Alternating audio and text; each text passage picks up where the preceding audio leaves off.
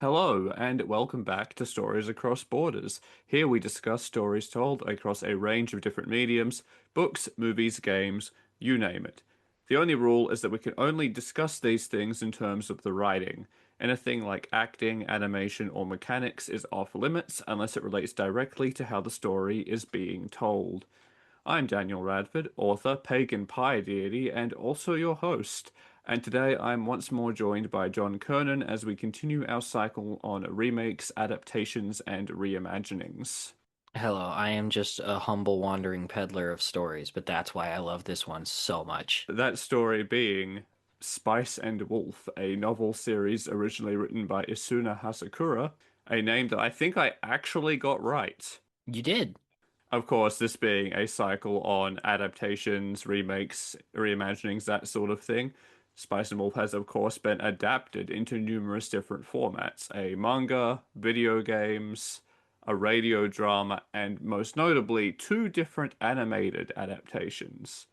Those animated versions being of particular interest to us, as they are the versions of the story that we know best, and because the second version is interesting as it serves both as an adaptation of the original work and as a remake of the first animated version. Yeah, and they're even putting stuff in it specifically for both because one of the things that was like, in a way, kind of dropping my jaw as I was going is every single character so far that was in the original anime and had like, a name and wasn't literally a background nobody has the same voice actor.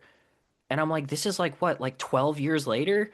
This was made and still they got all the same people, even for characters who aren't that important.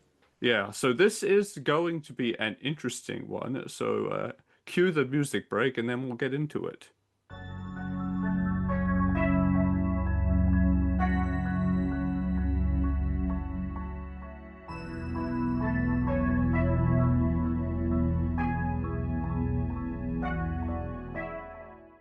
So, obviously, given what you just said, this is a story that has had a lot of love put into it. Oh yeah, I so much. I mean, one of my favorite things about reading the books was that you can feel Hasakura's love in there. And one of the things is that, it's I know a lot of authors have afterwords in their books, but out of all the afterwords I've ever read, Hasakura has my favorites because all he talks about in every afterword of every book is it's a couple pages or sometimes just a page of him just, doing the basic thank you everyone's for reading and then just kind of launching into a small rant about what he likes about economics or traveling that helped inspire that particular book or just the research he was doing because he kind of started writing Spice and Wolf after he got really interested in unironically like medieval style like villages and towns and specifically economics. And the whole time he was writing these books, he was basically doing the Lawrence journey himself and just going from place to place, looking at the areas and like hanging out in them and finding out whatever he could about the way these old European and other like style economies ran because like you can even feel the research in there because there are a ton of anime that take place in places that aren't Japan, but they all find many ways to still most of them I should say still find many ways to constantly feel like Japan. And Spice and Wolf does not do that. I mean, it still has Japanese stuff in there. People love hot springs, although, I mean, there are hot springs in a few different European countries too. And also, who Oh, doesn't love hot springs? but bathhouses and the like we often think of them as a Japanese thing because they're kind of still a part of culture there to an extent. But I mean, for a long time, that was how hygiene was predominantly handled. The Romans did it, the Greeks did it. Yeah, they used to be everywhere because, I mean, without modern plumbing, Yeah, it's just the best, the most efficient functional way to handle that sort of thing. Yeah, but I like that was one of the things that helped make me fall in love with the books because I did originally see the anime first because I'm terrible at finding things. Almost all my most beloved things kind of fell into my lap at some point because that's the only way I find things half the time. Um, like you can feel it because he just spends all the time talking about the research and the thing he found, and it's just like.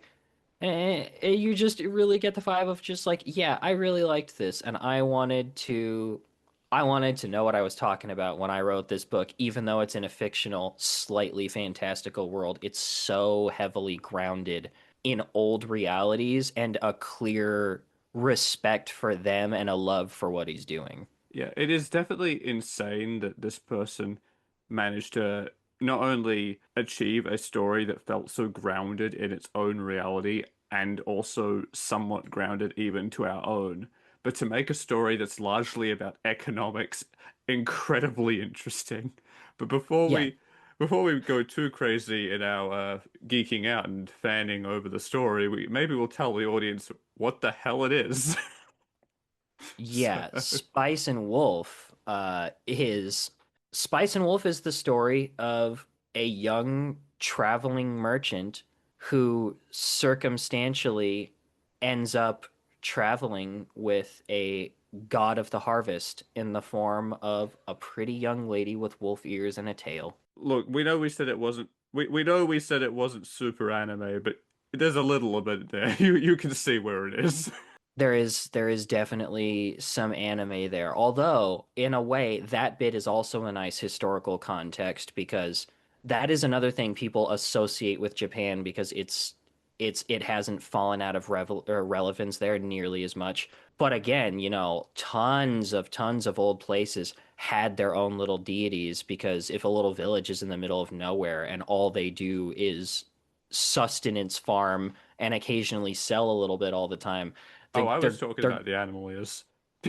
no, I know, but what I'm getting at is like the part where it comes in is almost really just the animal ears itself, which is an interesting take because Holo is very much a thing that would have existed back then. The only thing missing being that, as far as we know, these types of gods do not exist, as far as we know.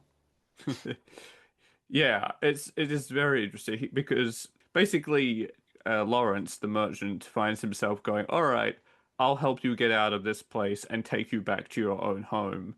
And in exchange, Hollow kind of helps him with his business dealings and negotiations because she has very sharp senses. She's got a very keen intellect, and she has a lot of experience dealing with people's psychology because she's hundreds of years old. She's a pagan deity. And that is the thing. She is specifically a pagan deity in a world that has a church very similar to our like Catholic church. And there is very much a clash there.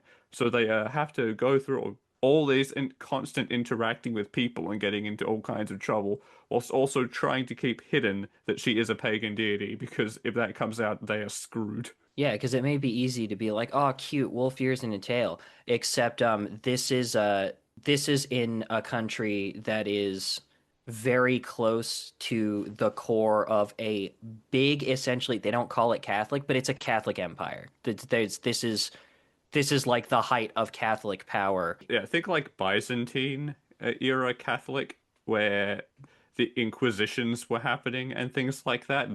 That era is what is clearly what inspired this. Totally not the Catholic Church. Yeah, so you can run into plenty of trouble even just being seen vaguely as a pagan, let alone a heretic. Not a good time. And as far as Holo being a deity goes too, one of the things I love, I'm getting a little ahead of myself, but it's honestly something that's retroactively relevant to everything. We do get our slow reveal that she's not inherently a god, proving that this is one of those fictional worlds where faith in and of itself has power because Holo only got these things like being put into the wheat and stuff in essence when she started being worshipped as a folk god because originally She was just a very big, very smart wolf who could admittedly probably already sometimes turn into a human, because I won't get into all that, but we also find out later that this world in general specifically has creatures that are somewhere between an animal spirit and just really big, really smart animals because they do mostly live their lives as animals, but also have human intelligence and a certain amount of like Tanuki style shapeshifting. Yeah, we encounter a handful more of these sort of creatures of varying varieties as the story does progress.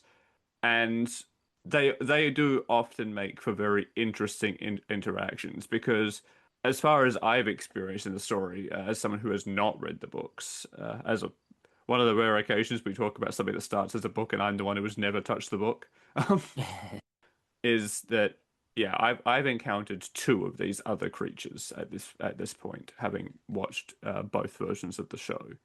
And one of them we encounter seems very inhuman. It is just a giant angry wolf who's protective of its territory. And the other one we encounter isn't a wolf like Hollow in this other one. She is some sort of like raven of epic proportions originally, and we only ever encounter her acting as a human because she has chosen to live among human society for her own personal reasons and her own history. Yeah, and we get foreshadowing that she kind of may be a bit of a reflection of Holo herself because really it doesn't take much watching before it's going to become very clear that this is at least part rom-com because I forgot to mention earlier, getting myself sidetracked, that one More of the other drama than comedy, but the comedy does come out every now and then. yeah, one of the biggest aspects of this story is also, obviously romance, but it's more than just romance. And I know this is going to sound like a super cliche line, but the other purpose of Holo being there is her and Lawrence cure each other's loneliness, because the story makes it very clear that even though they're both very independent people, lone wolves, you could say, um, I wouldn't, but you could say that.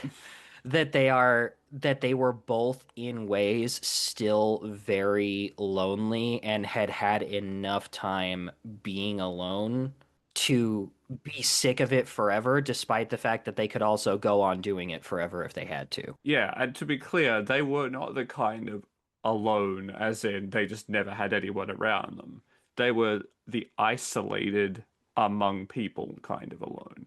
Yeah, like they both in different ways chose solitary lives where once you do, that's your life. Lawrence is a traveling merchant. He has contacts, he has friends even. He is constantly interacting with people, but because he is a traveling, roaming merchant, he is not at a point where he can set up shop in any individual place and just stay there and settle down, because this is the way commerce was, or at least certainly in this setting. He has no roots, he has no home. So he doesn't get to forge very strong personal bonds. Someone even points out that at one point, you never really thought of me as a particularly good friend or anything. It was more another merchant you had a good relationship with that you could leverage. And, he gets corrected in that assumption, but it is a thing. There's a big Yeah, difference between having a deep, meaningful relationship with someone and just having people that you sometimes run into that you get along with. Hollow, on the other hand, was, within the wheat in this one village that she couldn't leave because magic shit. and on top of that, she was inherently, she literally couldn't talk to anybody and was inherently different from all of them because everyone who's like her is gone. Yeah, and belief was in her truly being there was already kind of waning a bit, and the church was growing, and there was all kinds of reasons she couldn't. She was alone, even though where she was, there was always people. And that makes for a really interesting dynamic because they're both very stubborn, independent people who are both very bad at directly communicating outside of like business.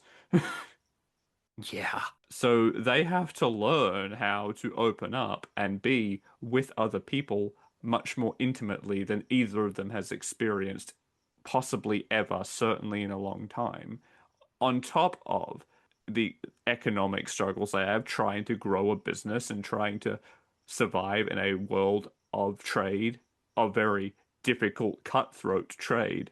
whilst also dealing with this conflict that's baked into it of this totally not Catholic Church is very powerful and very anti-pagan, and anytime it does come out that that Lawrence is traveling with Hollow and what she is, immediately their lives are in massive danger.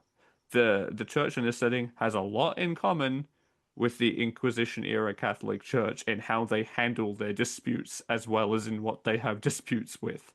They are oppressive and they are violent and they are dangerous. Yeah, and that it gets that much worse when you're not just a heretic, but you are an actual living contradiction to the faith. Exactly.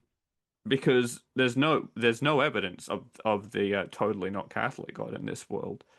But there is very much evidence that Hollow exists, and that makes her existence a threat to this entire infrastructure of power they have built up. It's a very deep, very interesting world to explore, and I think that is a big part of how it got so popular, is that not only is this a really wholesome, sometimes funny, sometimes heart-wrenching, interesting relationship between two characters that the story is very strongly focused on, but the world itself is also so deep and intricate and well constructed that it's hard not to enjoy, even when so much of the plot is about buying and selling wheat.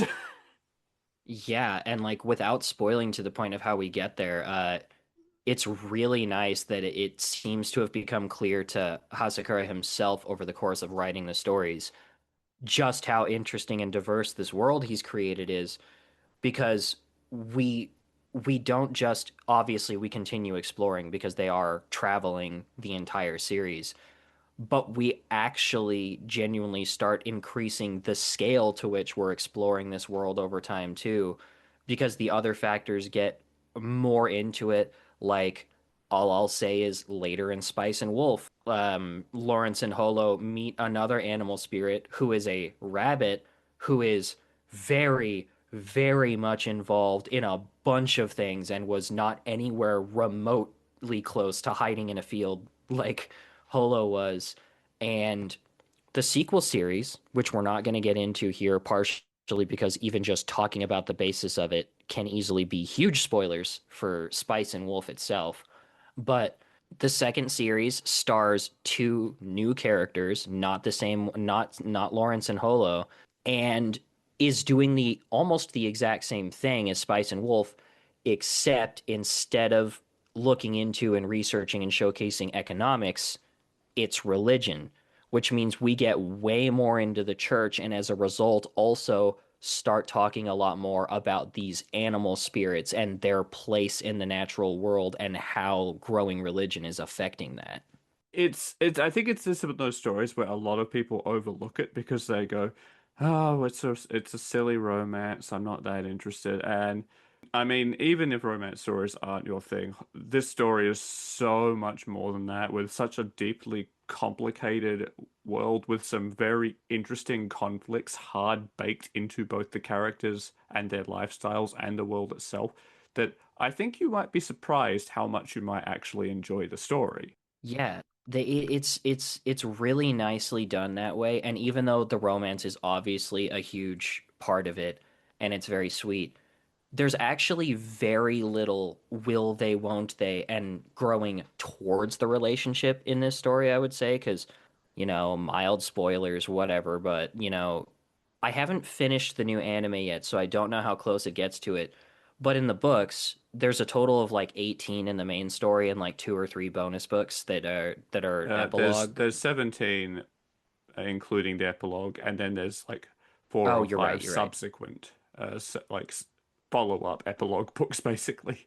But long story short, in the books at least, I think we're only in like the third or fourth book out of 17, and they're short, so we're not that far in before Lawrence and Holo have all but admitted like the feelings they have for each other. It might still not be clear that they're gonna get together because there's the question hanging in the air of could a human and a essentially spirit who is a minor god have a real relationship?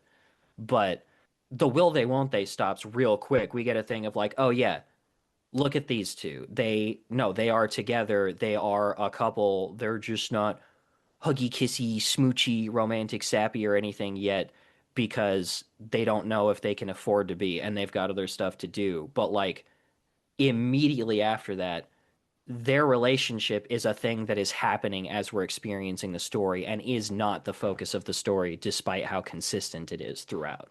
Yeah, and that's one of the things that is interesting looking at this as an animated adaptation of these books, right? Because I do want to start getting into the looking at it as an adaptation and as a remake Yeah. side of things. Neither version goes past of the animated versions, neither goes past the fifth book of 17. The newer adaptation will, as the second season has been announced, assuming that still goes through, and season one of the second adaptation here does go an arc further than the original. And also includes an arc or two in the middle that were completely skipped over in the original because certain books, there was one or two books that were just straight up not in the original along the way. Yeah, yeah. So this second one is going to cover a lot more of the story. We'll see if it goes through the whole thing. It's definitely going to adapt a lot more of it, and that has also touched on something that I do think is interesting because, as we said before, not only is the second animated series an adaptation of the original stories, but it is also a remake of the first one, the first animated version. And Yeah. there is definitely some differences between the two. And I think that those differences highlight something we were talking about in our last episode, where we talked about remaking something very similar to the original for the right reasons. And the reasoning for that being is that whilst also being a remake of the first animated story, it is also a better adaptation of the original work. The first version is already quite a good adaptation. It does not change that much, but the new version changes even less and follows the original story more closely, whilst also bringing the production value up. Yeah, it's like almost all the changes it has very few changes from the books and almost all the changes it has from the original anime are only just oh, this bit from the books didn't make it in here or hey, we have a bigger budget now, so let's go all out on this music and these visuals and also just having more. We don't have to skip over things anymore for time. Yeah, the biggest, most like glaringly obvious change is that the original adaptation removed a character who was fairly important to the plot Yeah. and replaced it with another female merchant who I guess they were going for a romantic kind of vibe, like, oh, could this be competition? Even though they never really got into that, and she was out the story so soon that it was never going to be a thing. I felt so weird when I read the books because it's despite how strong of despite how good the first anime already was, that is a net negative change that had no reason. Literally the only reason No. they could have done it was to have some romantic tension even though Holo and Lawrence were not romantic at first. And later parts of the story do a better job of introducing that tension in other ways anyway. And I guess just the complication of, hey, here's a reason that Lawrence could have tried to maybe settle down instead of moving on, but it doesn't do anything. Whereas like their connection feels so much more real and solid with Yare because not only, I mean, technically the redhead was also a merchant, but with Yare, the fact that he's a merchant is his relationship with Lawrence. He's the local merchant who served as his liaison and is thus the person in the village he had most of his contact with and the one who became his actual one of his few friends on the road. Yeah, as opposed to the exclusive to the original adaptation character who was just another merchant he happened to know who was also a roaming merchant. And thus maybe their connection is kind of that she wants to bang.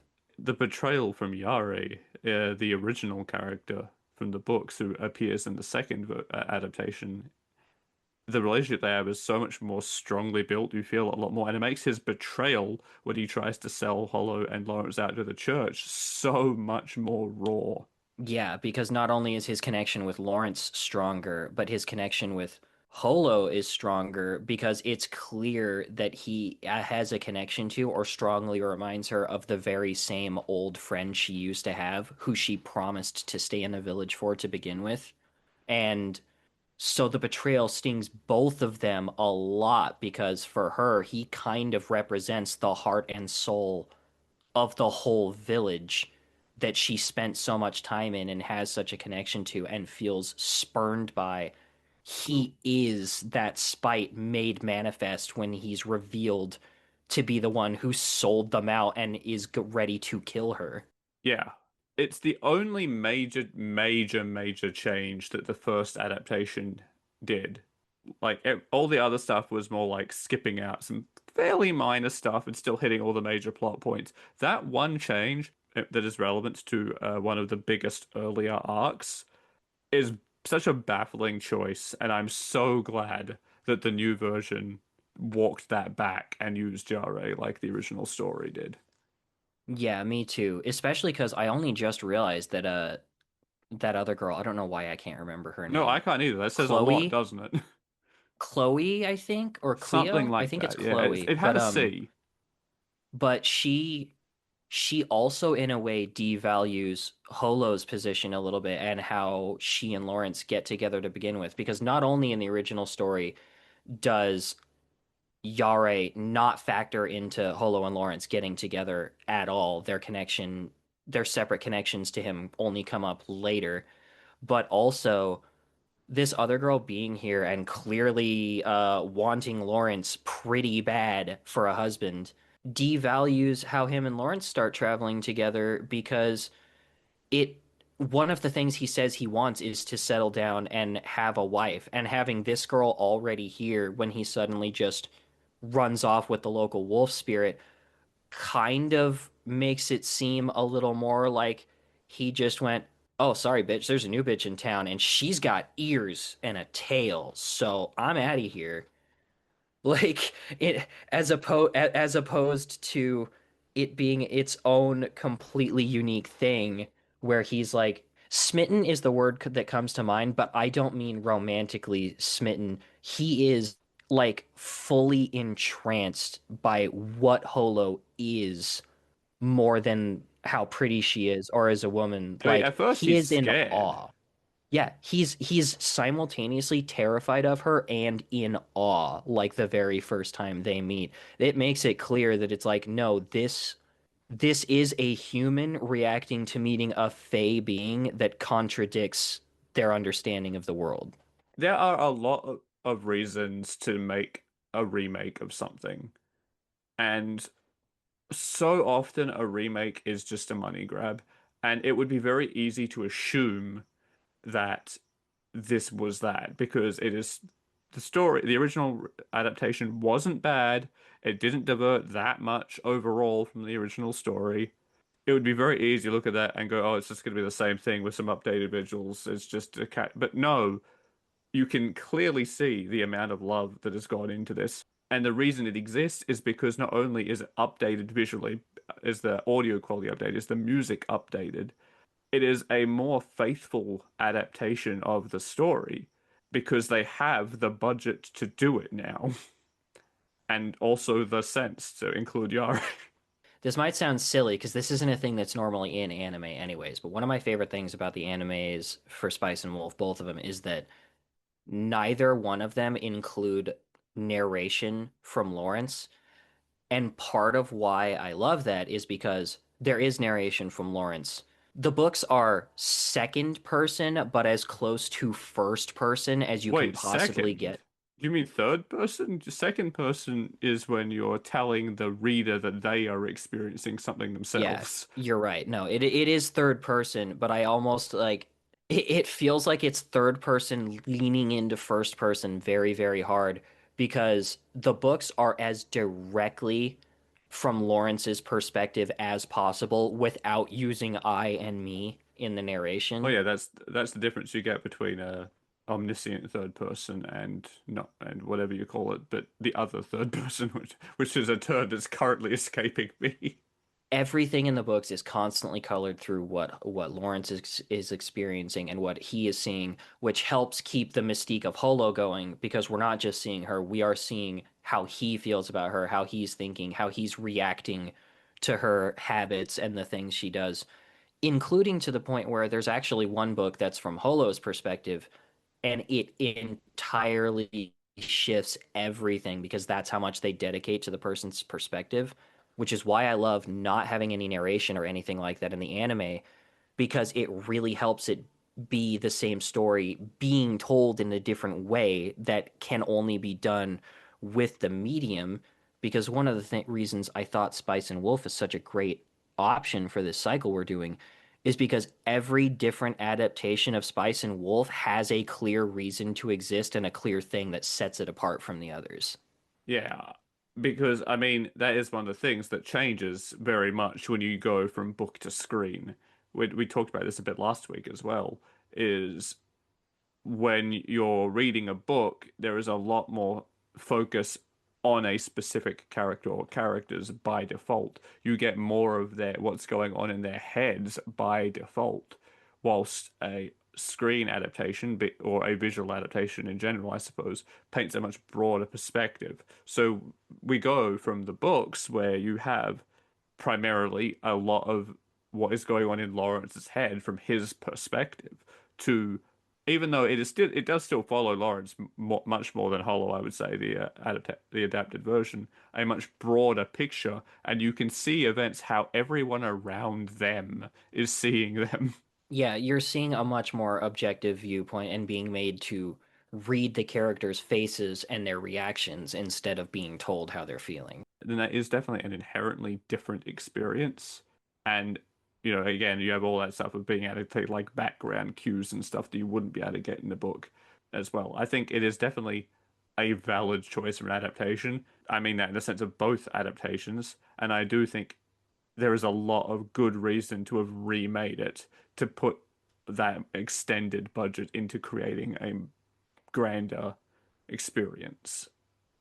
Yeah, especially because the only like other than the one glaring flaw we mentioned, they leaned into the only real reason there is to remake something like the Spice and Wolf anime, and that's well, the first time around there wasn't a whole lot of money, and also the books weren't finished yet, and now they are, Yeah. and we do have money. So we're going to do the whole thing. We're going to do it with a higher production value. We're going to skip out way less content and we're going to do it truer to the original vision. And I respect that a lot. And that is a very good way, or sorry, a very good set of reasons to make a remake of a already solid adaptation. But Hmm. you've also touched on something else I want to talk about because we touched on this a little bit last week as well, and that is adaptations in particular, they get made in Japan. And now I'm not an expert, to be clear. I am only talking from a very limited amount of knowledge on this. But adaptations in Japan are frequently made for very different reasons and in different time periods than they are here in the West. That's true. Here, what you typically get is a book series happens or a game happens, and then a couple of years later, after that book is done, they will release the movie of that book or the TV adaptation of that video game or something like that.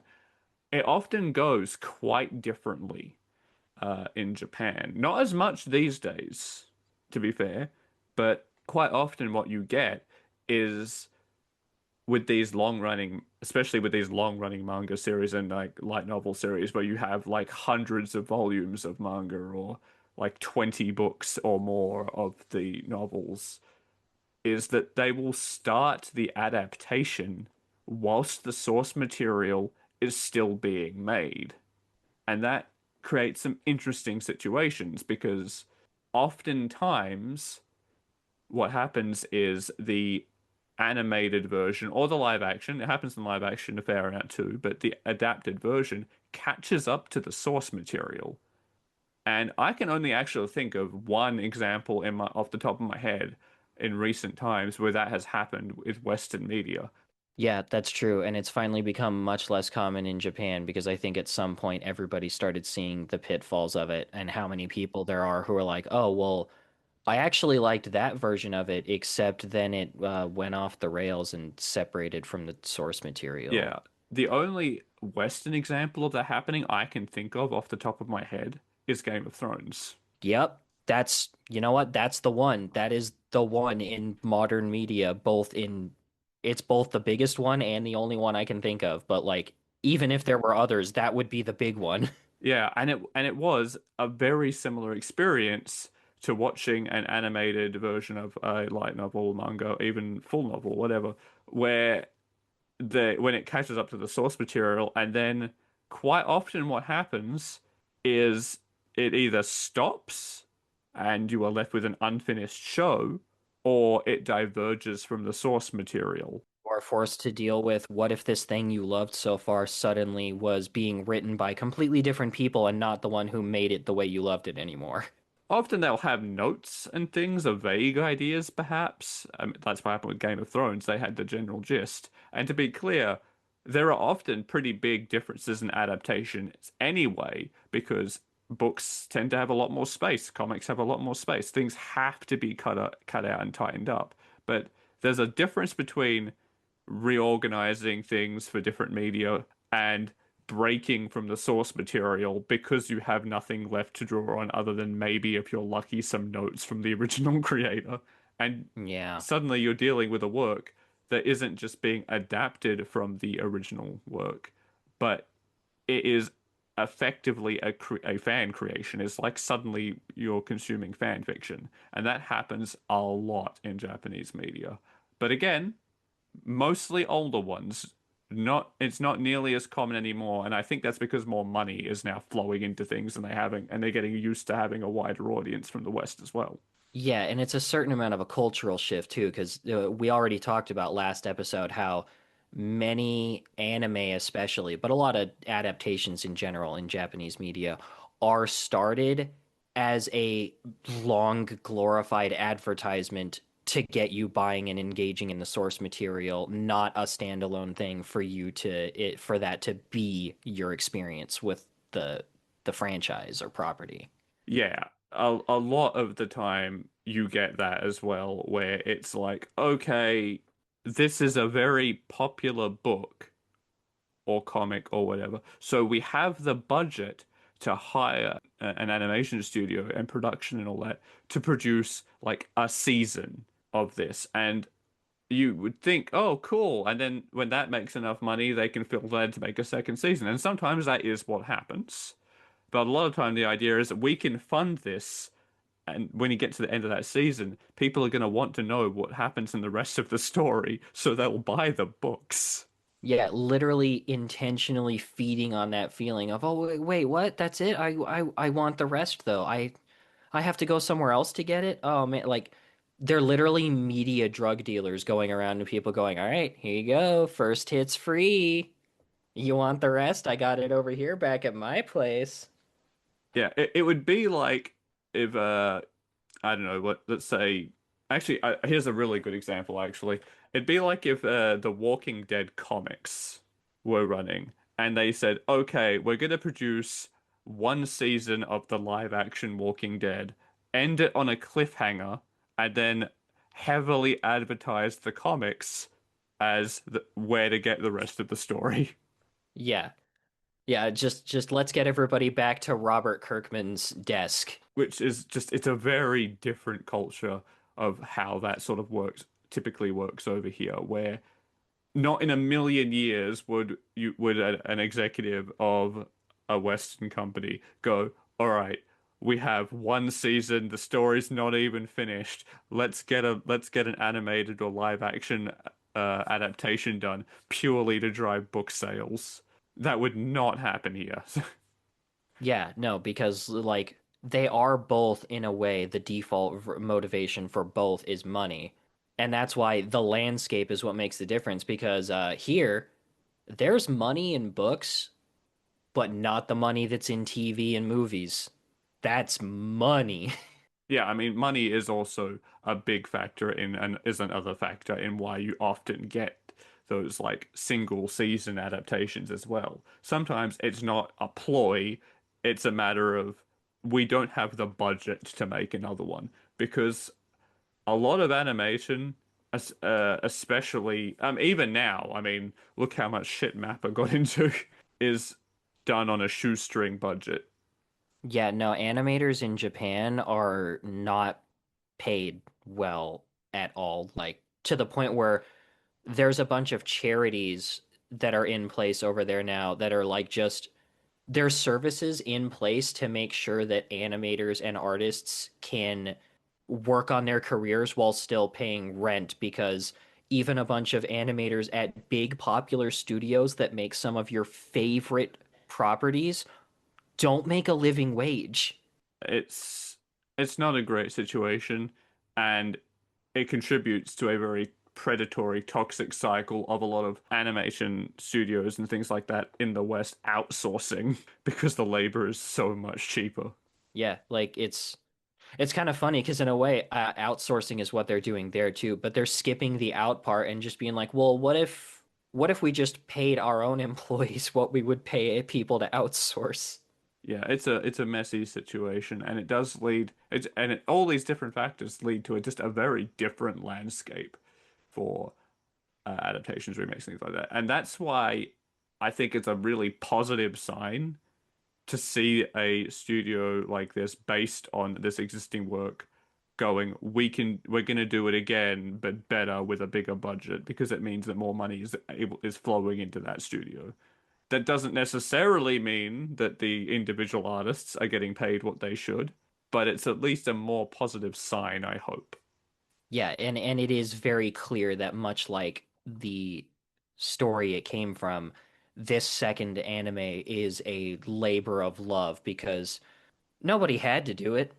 They clearly, with the amount of money they're putting into this now, didn't need the money, and the first anime already did its job. I'm sitting right here. I bought all the books. Like, and they still did it anyways. And like we're super faithful and are putting the heart and soul into it, even though it I also bought a absolutely, couple of books actually. I just haven't read them yet. yeah, even though it absolutely didn't need to be done, they still did it. And it's clear how much is going into it. You know, I'm realizing that a lot of what we've talked about in this episode is actually technically breaking our rules. But that makes me feel less like, oh no, oh, we're breaking our rules, and more like, man, we should maybe expand our rules because this is still really interesting technical stuff. We're not just geeking about animation quality or something. This is about how the story is produced and is very relevant to the cycle anyway. But I would say we're still very much we're talking about the story, but we're just talking about why and where and how the story instead because we already covered Spice and Wolf before and I talked did more we? about or didn't we? Or No, I don't think maybe so. It might have come up in our like catch-all special episode at the end of season 2, but I don't think so. you're probably right. Maybe I just yap so much about this series that I just assume I've talked about it everywhere before. That's okay. Like we're at season 4 now, and we have been known to experiment a little bit with the cycles and things like this. It's hard. It's impossible to talk about things specifically in the frames of a remake without covering some of this stuff. So it's fine. It's just something funny I noticed. I'm like, oh shit. Yeah, and one of the advantages of having so many adaptations is this rule always applies, but it especially applies in an example where there's so many different directions you can go with like this. If you're interested in anything we're saying, go watch the anime or get some of the books because it's real good and there's a lot more going on there than we could ever cover here, even if we were just strictly talking about the story and nothing else. I agree though. This was such a good choice on your part to do for this episode because it is such a great example of making an adaptation or a remake rather although it is both, for the right reasons, and why that ends up being a stronger story. And it's even though the original was already quite a good adaptation, this version is better because it does a better job of being what a remake should be. It does a better job of preserving the original vision of the story. And remember, that is the deal with a remake. The point of a remake is very much to bring the original vision to a new audience. It's not only like my favorite kind of adaptation being, obviously one made with love and authenticity, but also that is for me the best reason ever for there to be a remake, and that's that people who already worked on and like clearly were passionate about the original are coming back when they have more freedom and more money and going, we can do it again. We can do it better. And we will, Let's do and we it. should. Like like it's I know technically no remake has to happen, but what I mean when I say this absolutely didn't need to happen is there was no pressure for Spice and Wolf to be remade. There was no societal pressure, no financial pressure, no big execs going, "Oh my God, this thing's so popular. Why aren't we making more of it?" It is entirely happening because it could, not because anybody needed it to. And I think that always lends to something having so much passion behind it because that's what it is. This isn't just something filled with love. It's something that came from love because love is the only reason for it to exist. And on that note, I think that is the perfect place to actually end this one there. I agree. So, if you guys enjoyed this, you can, of course, find more of these episodes both on my website, radfordwrites.com, as well as going up on YouTube, Spotify, Apple Podcasts. Basically, most places you can get a podcast at this point, you can probably find it. Thank you, Podbean, where you can also listen to it. Uh, you can also help me out and enabled me to continue creating more content and writing more stories by reading my stories on the site, signing up for my premium service where you can catch seasons of epilogue that are you know this has been terrible. This is even shittier than my last outro. Roll that one back. We're gonna do Hey, this again, guys. it's We've covered the podcast side of things, but please also read my stories, my poetry, all that sort of thing on my site. Please also subscribe to Premium, where you can find additional content or get access to my books and later seasons of my serialized show Epilogue. You can also, of course, buy my books on in my store or Amazon. Every little bit enables me to continue creating more things like those stories and like this show. Of course, you can also support John by following him on Twitch and YouTube as Sephir, Sephear, where he streams games and is funny. yeah, yeah, do it. Support both of us. Although life is a little messy for me right now, so definitely make sure you support him because he's got a lot more things going on, and also I like his stuff, so make sure you help more of it keep getting made for me because I want to experience it. Give me Nerds, money and my outros will become progressively less shit. we promise we can and will do better with money. Okay, goodbye.